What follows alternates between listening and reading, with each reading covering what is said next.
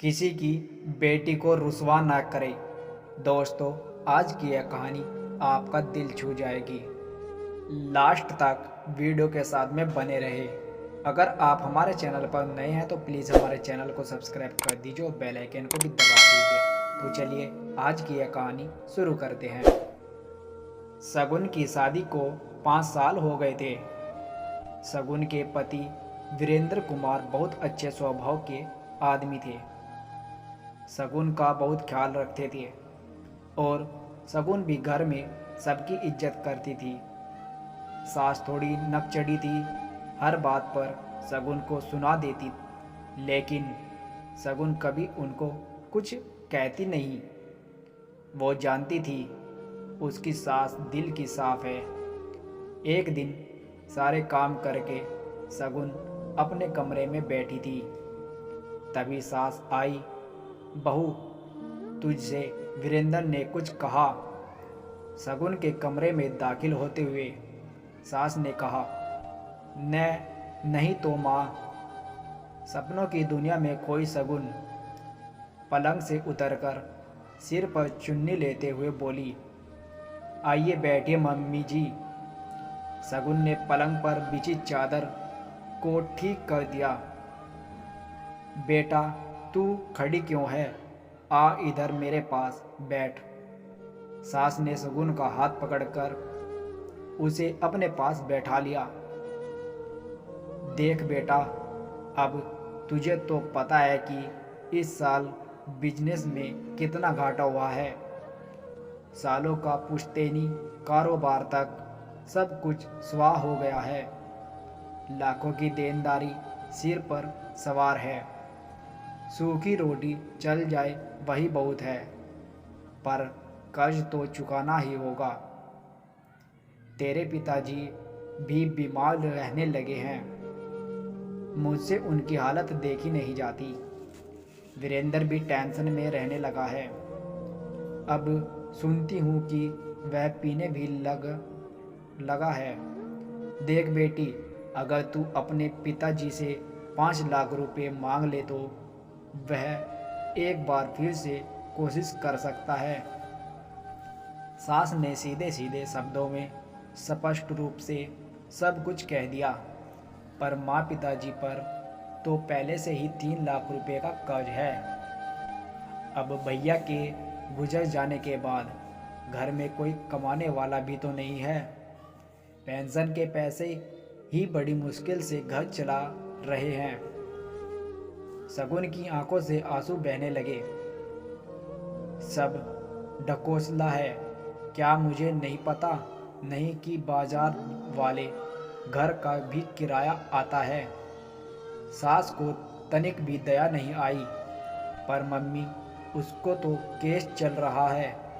सारा किराया कोर्ट कचहरी के खर्चे और वकील की फीस में चला जाता है।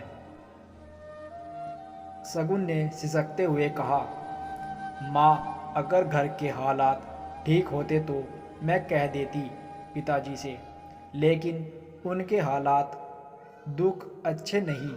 मैं अपनी परेशानी उनको नहीं बता सकती। वीरेंद्र कुछ ना कुछ कर लेंगे। मैं सब जानती हूँ, मुझे ज़्यादा समझने की ज़रूरत नहीं है। चल उठ, रुपए लेकर आ, नहीं तो तेरे लिए इस घर में अब कोई जगह नहीं है। वह उसे बाजू से पकड़कर घसीटती हुई दरवाजे तक ले आई। मैं सच कह रही हूँ मम्मी, उनके पास रुपए नहीं हैं। शगुन ने गिड़गिड़ाते हुए सास के पैर पकड़ लिए। मुझे कुछ नहीं पता, चुपचाप रुपए लेकर आ। सास ने उसे घर से बाहर धकेल कर दरवाज़ा बंद कर दिया। रुपए नहीं है? ओह, वह बड़बड़ाते हुए किचन की ओर चल दी। लगभग 20 मिनट के बाद घर की घंटी बजी। उसने सोचा शगुन ही होगी, कमबख्त ऐसे नहीं मानोगी। अभी ठीक करती हूँ। हाथ में छड़ी लेकर वह दरवाजे तक बढ़ी, लेकिन दरवाज़ा खोलते ही उनके होश उड़ गए। सामने रोती बिलखती उनकी अपनी बेटी सोनिया खड़ी थी। उसके माथे से खून बह रहा था, बाजुओं पर भी जख्म के निशान थे। वह बेचैन हो गई। क्या हुआ मेरी बेटी को? घर पर सब ठीक तो है माँ? माँ, रमेश ने मुझे बहुत मारा, घर से भी निकाल दिया है। कहते हैं नई गाड़ी खरीदनी है, 15 लाख रुपए चाहिए। पर बेटा, हमने शादी में मारुति दी तो थी। माँ का चेहरा एकाएक गुस्से से तमा उठा। वे कहते हैं कि यह मिडिल क्लास कार है, उनके स्टैंडर्ड की नहीं है। उनके दोस्त उनका मजाक उड़ाते हैं, उन्हें बड़ी कार चाहिए। उन्होंने मुझे बहुत मारा माँ, वे आप सब को भी गालियाँ देते हैं। वह फपक कर रोने लगी। चुप हो जा मेरे बेटे, माँ ने उसे गले लगा लिया।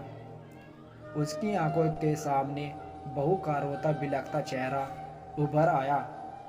वो बेटी को छोड़ बहू को लेने बाहर भागी। सगुन बाहर बेटी थी चुपचाप। वो बहू को अंदर ले आई। चुप हो जा सुगुन, यह तेरा ही तो घर है मेरे बेटे।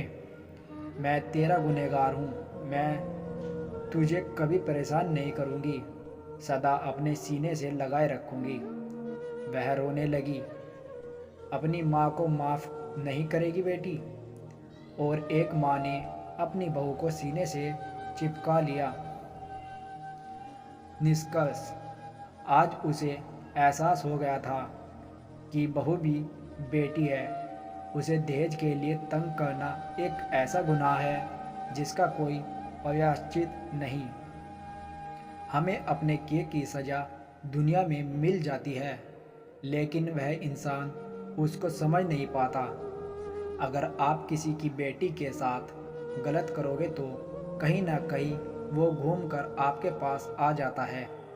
इसीलिए हमें किसी की बेटी के साथ कुछ गलत करने से पहले हमें अपनी बेटी के बारे में ज़रूर सोचना चाहिए।